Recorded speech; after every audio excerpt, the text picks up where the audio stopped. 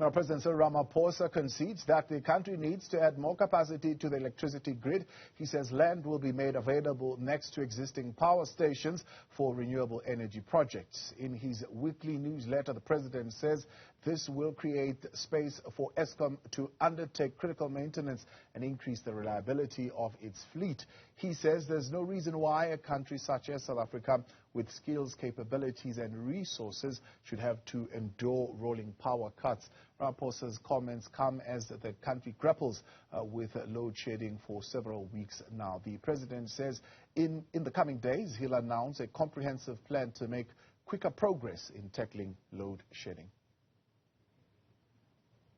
Well, tonight we're asking, is renewable energy the best option for South Africa? Joining our panel discussion this evening is Empower Energy CEO Rhulani Matshidze, energy expert Professor Sampson Mamphweli, and Green Connection Strategic Lead Liz McDaid. Good evening to you, and thank you very much for your time and for joining us here on News at Prime. It's becoming very clear, Rhulani, that South Africa has a supply gap and we need more power generation, particularly that 6,000 megawatts of power that we are constantly running short of, especially during peak times. But, of course, looking forward, we need to also be making space for the growing economy of South Africa. So the question is, are all generation technologies made the same?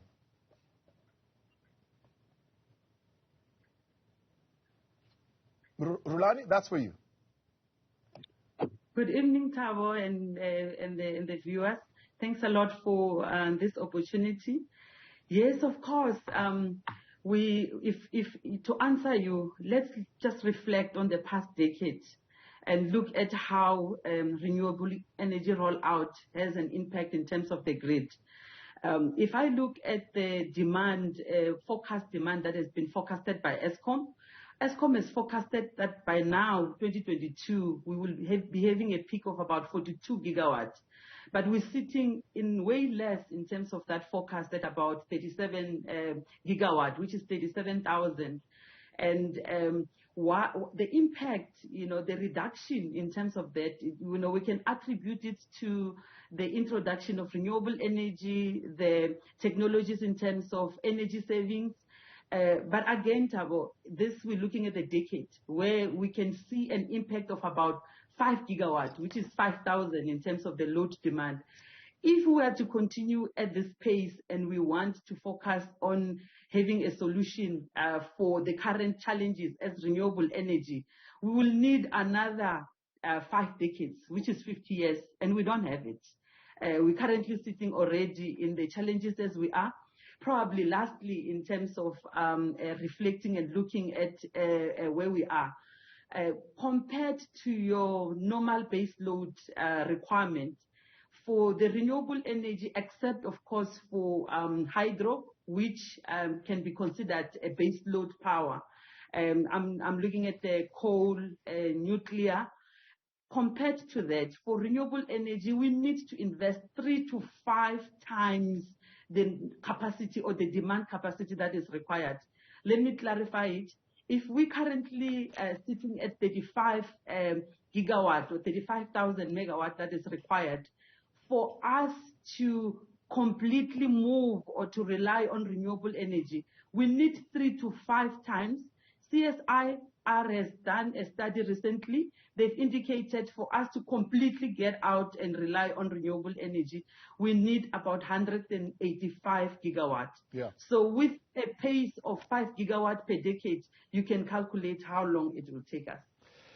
Liz, you would know this better than I do. There's a thing called capacity factor, right?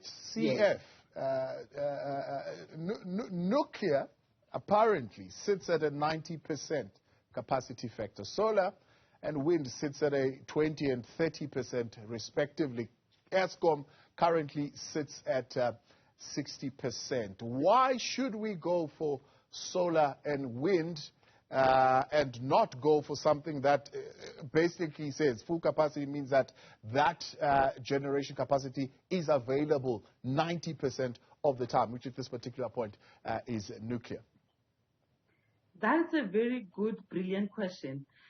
If you look at what we need, what is required for us to stabilize, there is a definite room for nuclear in South Africa.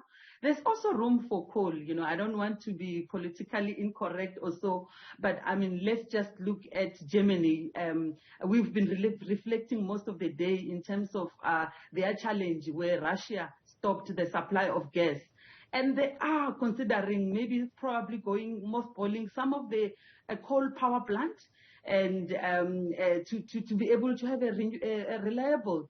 Because if you look at European countries, they are far ahead of us, but none of them rely completely on renewable energy. So I think to really support or to really confirm in terms of your statement, we do require to move towards renewable energy, but at an affordable pace, a pace where we can afford skills-wise and also in terms of financial, and so that we can avoid catastrophic issues in terms of what we've experienced in other areas, because we need to be learning from the issues of voltage stability, transient stabilities, because the load factors, or as you indicate, it also impact in terms of how stable our grid can be. Yeah. So probably to come back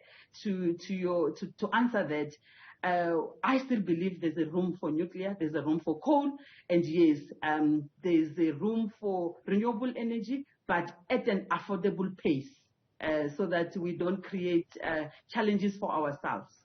Liz McDaid, I'm going to ask you the same questions as well that Rhulani has just weighed in on. Are all generation technologies built the same?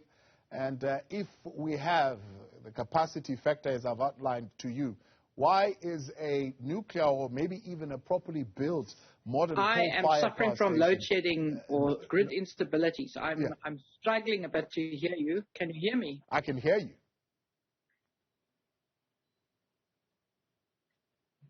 Liz, can you hear me? All right, we have a challenge there with Liz, so let's try and get her on a better connection. Prof, the conversation, of course, is sparked by the fact that the National Planning Commission has made recommendations at this particular point. They're saying bring in 15 gigawatt of new capacity, 4 gigawatts of batteries, get that on the road as quickly as possible by 2024, at least is what we are looking at. Do we have a fast-to-roll-out solar and wind energy solution that we can immediately put in place that is reliable, in a sense, when you talk of correlated intermittency? Good evening, Thabo, and the viewers. I'm also sitting on load shedding, but I have the benefit of renewable energy in my house, so you can still see me and hear me.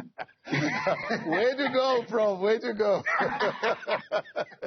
I can't guarantee network connectivity because that one is coming from other providers that are far from me.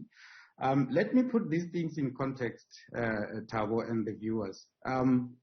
So in South Africa, we've got an energy plan called the Integrated Resource Plan, and that plan is informed by science. We run models for us to arrive at an energy mix.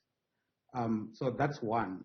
Two, in terms of renewable energy, the Integrated Resource Plan does not say we must go 100% renewable energy. It says we must have 30% renewable energy by 2030.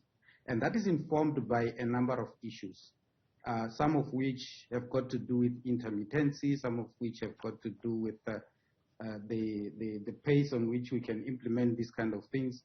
The cost factor, cost is no longer a factor.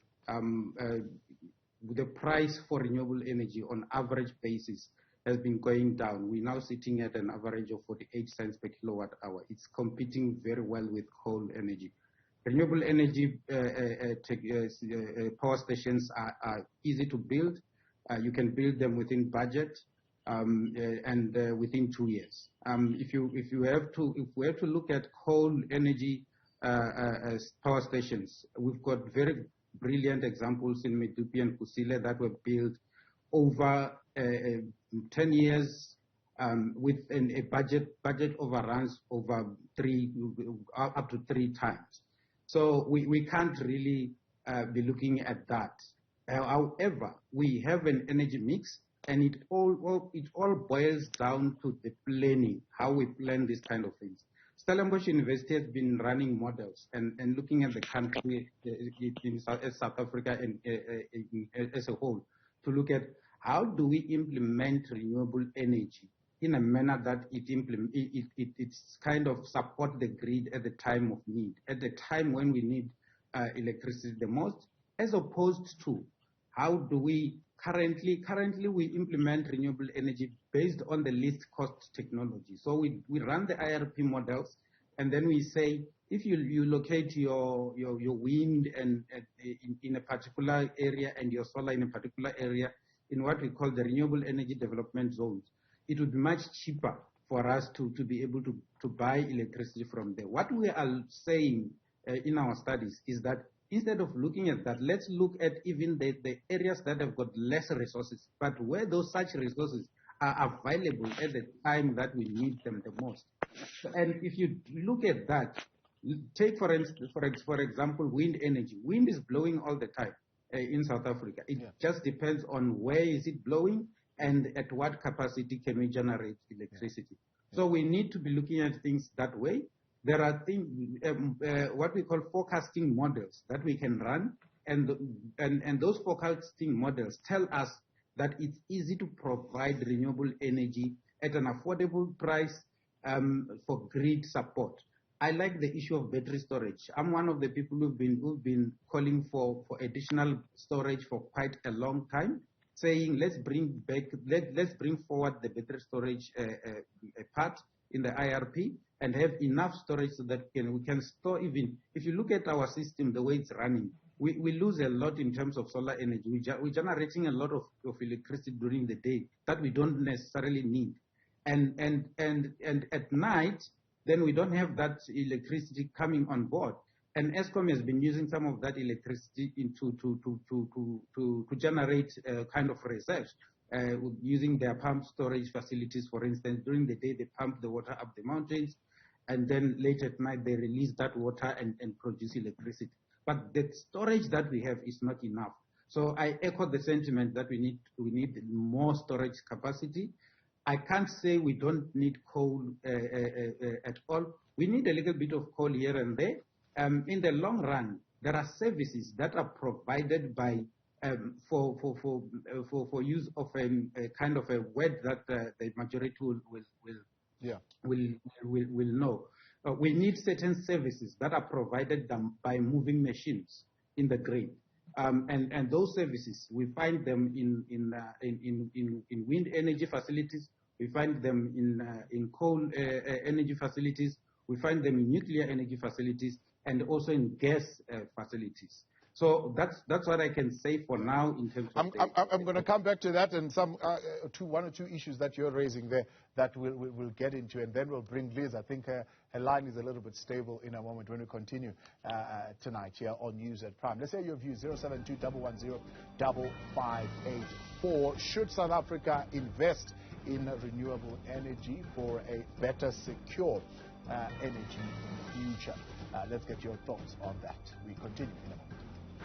Welcome back, live with you tonight here on News at Prime, and conversations continue around renewables and whether or not renewables should be what we are investing in for the energy security of the country going forward. You can weigh in at Newsroom 405 or otherwise 072-110-5584.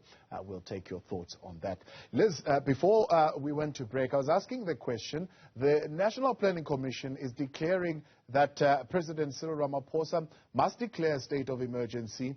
Let's get going. We need 15 gigawatts of new capacity, 4 gigawatts of batteries to get on the grid as early as 2024. So remove all the red tape that is making it difficult to bring in new generation capacity, and remove that 100 megawatt license threshold. Many are saying, but why should we rely on renewable energy, for example, when you look at the capacity factor, but also when you look at the correlated intermittency of solar, for example, as Prof. Mamphweli has already said, you can get the electricity by day, but at night, you forget that that electricity is not going to be available. Is that the kind of investment we want to make right now, considering the kind of challenges we are having?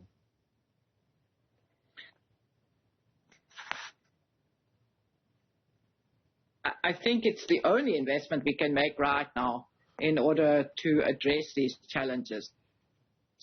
I think your other panelists have spoken about the affordability of renewable energy and the speed which you can put it onto the grid. And maybe those that don't like renewables are always saying, no, the sun doesn't shine or the wind doesn't blow.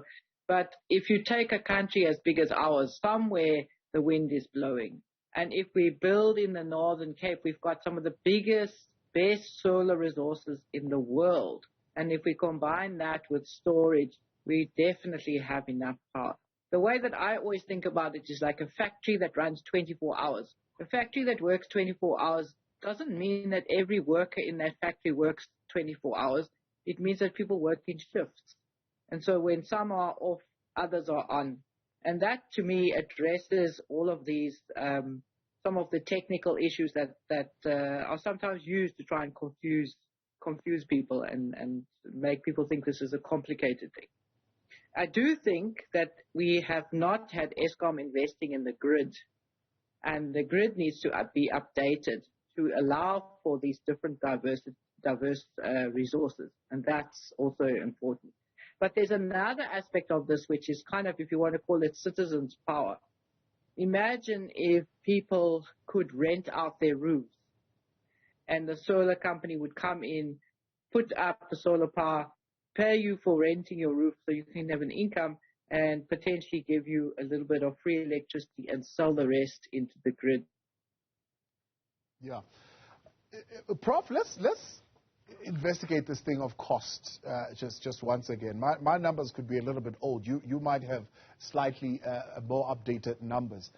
From what I could gather, 1 gigawatt a plant, nuclear plant, would cost us between $6 to $9 billion US dollars. I don't know if that number is correct. If you look at, you mentioned Medupe and Gusile, look, it's cost overruns. It cost us $8.7 billion US dollars to generate 4.7 megawatts, which is not where we want it to be, but it could probably have been a little bit less. 3 megawatt solar plant, the number that I have, would have cost us 25 million rands. Now, we would need to have built a lot of 3 megawatt solar plants, which of course would take us into the billions. When you compare those costs, which one is cheaper still to build? So the way we compare the costs is using the levelized cost of generation. That's the one, which is the cost over time. And also we look at the cost per kilowatt hour, which is the unit that we pay for. If you look at the cost per kilowatt hour, you compare nuclear to renewables. The capital investment for nuclear will be much higher, but the levelized cost, depending on the lifespan of the nuclear power plant, will be less. So basically, you pay a lot more at the beginning, and then you reap the benefits in the long run. So at the moment, we are paying far much less per kilowatt hour for power that's coming from Quebec Power Station.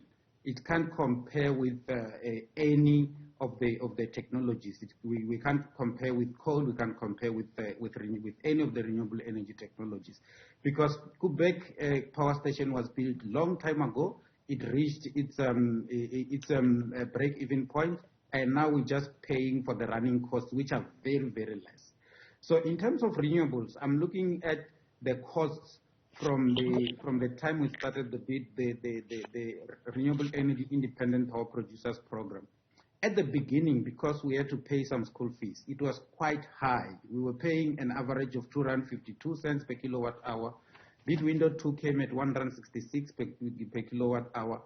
Bid window 3, R1.34 per kilowatt hour. Bid window 4, 82 cents per kilowatt hour. And bid window 5, 48 cents per kilowatt hour. Now, bid window 5 is very, very comparable to your coal-fired power stations, and it's competing with them. I'm expecting that when we go to bid window 6, we will be very low on the renewable energy side and still higher on the coal-fired power stations side. So that's how we look at the cost. If you look at the cost for solar PV per watt, it has gone down to about 4 rand per watt from very, very high when we started with the renewable energy program. So the costs are going down because the cost of technology, the efficiencies are going high because there is a lot of research that's taking place worldwide, and there's an uptake of these systems all over the world. So if you look at the cost of battery storage systems, for instance, it has also been going down drastically. I'm a member of the International Renewable Energy Agency. They publish these figures on an annual basis. And the figures that we're looking at now, for instance, for lithium-ion batteries, they are very, very, very encouraging. They are very low. Eskom has been also looking at these figures for quite some time. They also have some lithium-ion batteries installed in their research facilities. They are conducting some research around these systems as well. So that's how we look at the cost in its totality. And as I said before, renewable energy can be built quite fast and within budget without much of cost overruns.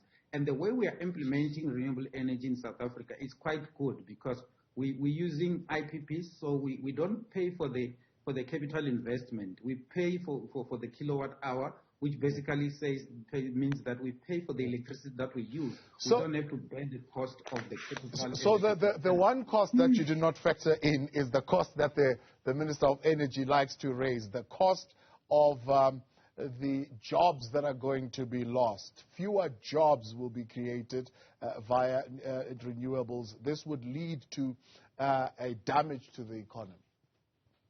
Yeah, so I always say to people that if you look at the fourth industrial revolution, or you look at all the industrial revolutions, from the first to the fourth industrial revolution, we wouldn't be in the fourth industrial revolution if we did not do certain things that moved us from the first industrial revolution to the second industrial revolution. And every revolution has got its own casualties.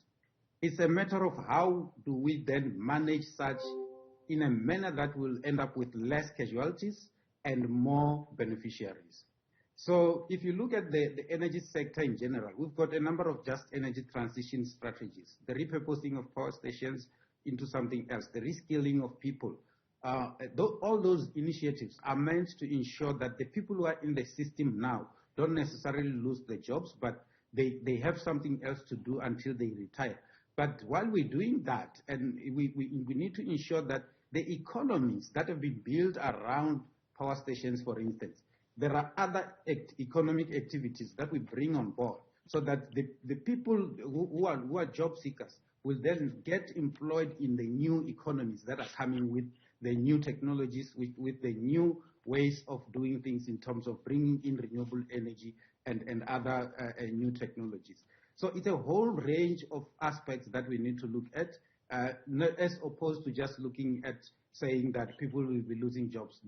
As the jobs are being lost there are jobs that are being created in the renewable energy sector, in the manufacturing sector, for instance, in the building and running of these systems. They are less, and we agree that they are less than the current jobs that the coal sector is currently having at the moment. But there are certain things that we need to do so that we can move to the next level. And there are certain things that we need to do in terms of the just energy transition, the various strategies to ensure that the economies of the various places where the coal sector has created these economies does not really die natural death immediately. Let's take a break. Rhulani, I'm coming to you. I see you nodding there. I see you are ready to jump in and give us your views. Okay, we'll come to Rhulani in a moment, as well as Liz, as we wrap up the conversation. Let's get your views as well tonight. 072 110 5584. Welcome back. Thanks for staying on. News at Prime. Conversation continues. Unfortunately, we've lost Liz Date there because of Eskom challenges. But we are still with Power Energy CEO Rhulani Matshidze and energy expert Professor Sampson Mamphweli. And we are talking this question of moving into renewable energy. So, Rhulani, you can weigh in on the other issues, but here's a question for you. The push for renewable is said to be a deliberate push to displace Eskom and decimate its value in order to make space for renewable players to come into this space. What do you say to that? Thabo, I think there's still, a huge space where Eskom will play for a very long time. If I look at renewable energy, none of the structures that are pushing for renewable energy have the grid itself. I mean, the wires, it's a huge investment that Eskom has. And I don't think it will be easy to really displace Eskom. However, if you look at how we roll out, you mentioned the 50 gigawatts that we need to be considering in the next in the very short to medium term. I believe this needs to be well coordinated. We need the research institutes, CSIR and others have already done some studies that are really valuable. We need a private sector. We need the utilities, including the municipalities. Much as we talk about the grid within Eskom, the municipalities also have the grid that needs to be taken care of in order to contribute. We need the Institute of Higher Learning. I think Prof has indicated there's quite a lot of work that has been done in that space. The DMRE and all other relevant, it needs to be coordinated. My view is that there's a huge opportunity or space for private sector, including small companies like ourselves, to run independent microgrids. Instead of a huge investment that requires in our households. I think Prof and myself has indicated, yes, there's load shedding, but we've got our own systems. Much as those systems that we have, home solar systems that we have, we need to mix it with gas, for heating and all. And also when I look at the maintenance, because there's a promise that these are maintenance free, but the experience on the ground, we're on the ground, those systems need maintenance. You need to replace the batteries after some time and the inverters. So if you look at the microgrid, you can then sign O&M contracts with specific companies that can continue in maintaining, instead of me maintaining my own system by myself, costing me so much. But if it's a microgrid, it can be maintained centrally, it can create jobs, it can create a space for engineers to be able to train younger ones. It's unsustainable to have so many engineers qualified, without experience, without jobs, and yet we have this huge challenge and opportunity for the young ones to come on board, and yet you've got old engineers who are underutilized in the country, such that they end up leaving. Yeah. So I think... Sorry, Rhulani, before you go past there and we missed that point, what is a microgrid? Is a microgrid something similar to what the municipality, the Metro of Cape Town is doing for itself through this hydro plant that they've got? Yes, it's an isolated or standalone sort of a grid that can supply a specific portion of the network. So I think it's a mini grid. It's a mini. So you generate, you distribute, and you maintain a specific customers. Yes. So those customers will no longer be paying Eskom. They will be paying the owners of that microgrid. Yes, and it needs to be coordinated such that that microgrid, it doesn't have to be off-grid again. It doesn't have to be completely off Eskom. It can have a grid connection with Eskom, and the only charge, the only payment to Eskom, it will be for the utilization of the grid, so that you can have a backup. All systems will need a backup. They call it contingency plan. All right. So now, the challenge there, and I don't know if there's a way around this, is that the synchronization process takes too long. So we might have instability in as far as when that electricity is available. Yes, you will have, and exactly like that, and hence the whole issue of wind and solar. When wind is a lot, hence there's a lot of curtailment. Curtailment is that the excess power, and Prof has mentioned it, the excess power that is generated from either wind or solar, it gets dumped because it can't be used, because it's generated on the time that you don't need it. But on the other hand, because Eskom has signed the PPAs, they need to pay for it. So if these microgrids can be able to be standalone with battery storage, as indicated by Prof, and those are the opportunities that we believe are there. We believe can be looked at, so that you can relieve the grid also completely. You are right, Thabo. If you still rely on the grid, it means there's quite the expense of running those microgrids. It's actually, it includes running the Eskom baseload for the baseload to be available for you as a backup. But should we move completely off? It will serve a huge purpose in terms of coming up, even with this 50 gigawatts, if it's coordinated and you don't neglect the grid. Prof, I'm going to bring you in here because you and I, we have these conversations that traverse between the technical, but also you incorporate a little bit of the political as well, because you understand some of those politics that are going on there. The Minister of Energy is saying his understanding of just transition is not moving from coal to IPPs, but his understanding is moving from high carbon emission to low carbon emission. And therefore, we need to not kick out coal, but research, do investigation on how our coal-fired power stations can go from high carbon to low carbon. Yes. So the minister is right in saying that the just energy transition is not about moving 100% away from coal.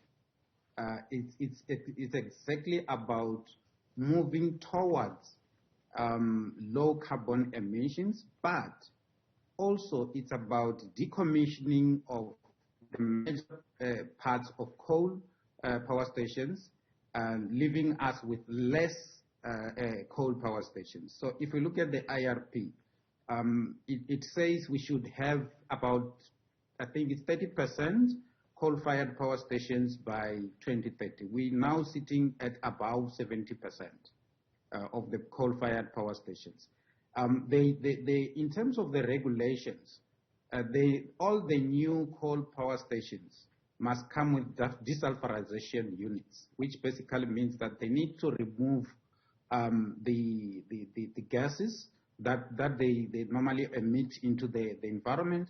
In South Africa, the Department of Science and Innovation, one of the 4 flagship programs that they are running is called the coal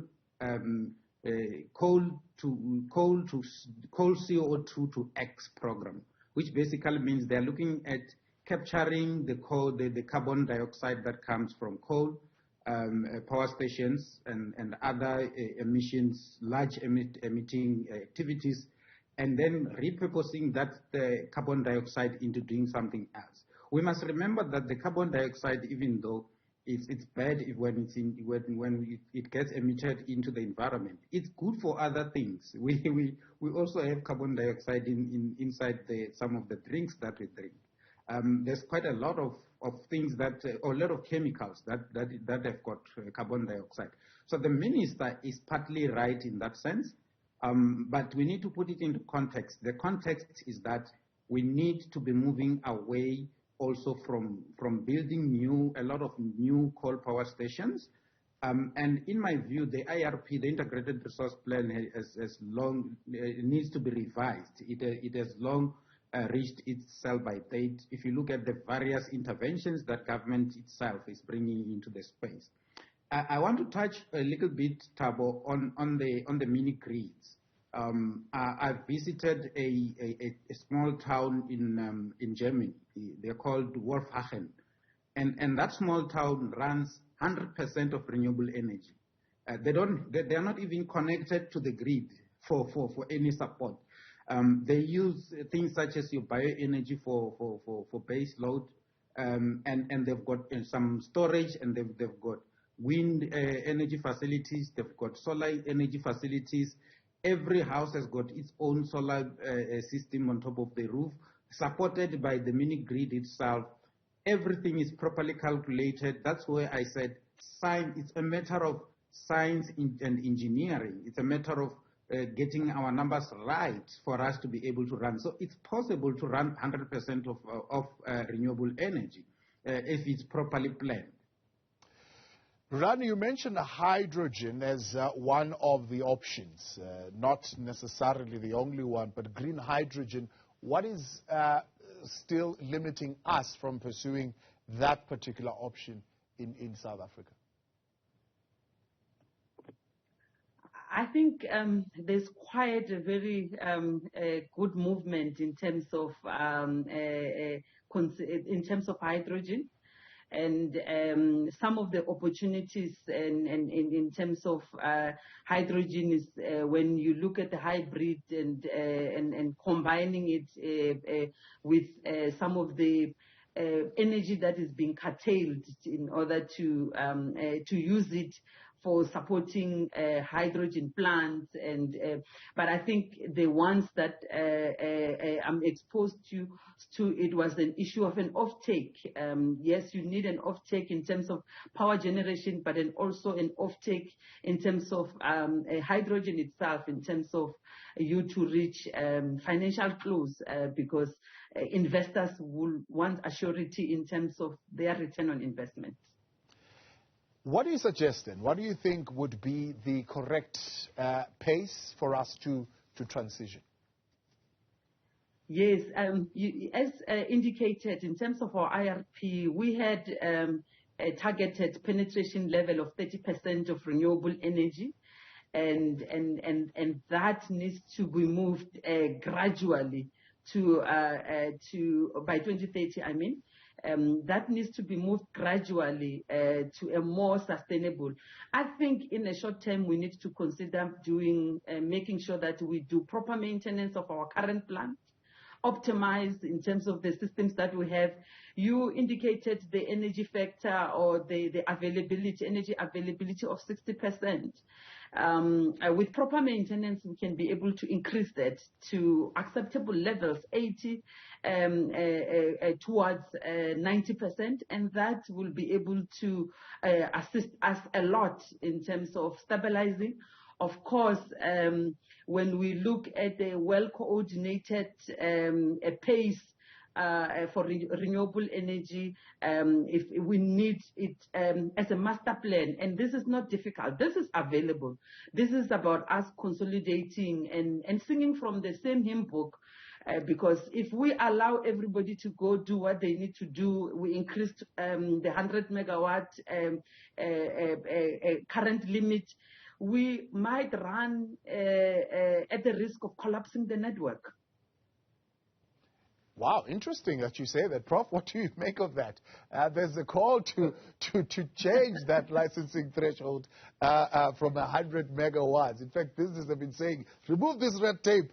It's making it difficult for us to bring new generation capacity. One of the things that they're calling for is the removal of this threshold. Yeah, I agree with them. We must remove this threshold. And on top of that, we need to streamline the regulations for small-scale embedded generation. In your solar home system, the most expensive part is your battery storage, and you don't need that. If you can store your electricity in the grid when you're producing. If you produce more, you pump some of the electricity into the grid. And when you produce less, you just pull what you have pumped into the grid and use that. And it's easier. We need those regulations. They are not yet in place in most municipalities. Some municipalities have got them. ESCOM wants to charge people for using the grid. We need to do away with that. In terms of getting a lot more renewables into the network, that will help a lot. It goes with planning and also looking at the various technologies. So, for instance, I indicated that there are services that are provided by moving machines in the network. One such big service is the inertia of the network, which is basically the stability of the network. And things such as your solar panels, they don't provide that. We've got certain technologies that are called synchronous condensers. At Stellenbosch University, we have developed one of the world-class synchronous condensers, by the way, that is under testing at the moment. So those kind of technologies will then provide the services that are needed to ensure that the grid does not collapse. That's why I say it boils down to how do you plan your system. If we're planning for more share of renewable energy, we need to look at what would be the impact of this share of renewable on the network, right, and what are the challenges that we need to solve. At the moment, the ESCOM network does not have good strength. ESCOM needs about 180 billion rands to build additional network to evacuate power from the Northern Cape and elsewhere. Yes. Because the strength is not, the grid is not, the grid was not planned with the generation capacity that ended up in those provinces. Right. Let's leave it there for tonight. I appreciate you. Of course, the conversation will be continuing and the debates raging, as it were, at least while we are still having load shedding in the country. Professor Mamphweli, Rhulani Matshidze, I appreciate you. And Liz, thank you very much as well for joining us. She was, of course, disrupted there by load shedding and had to drop out of the conversation.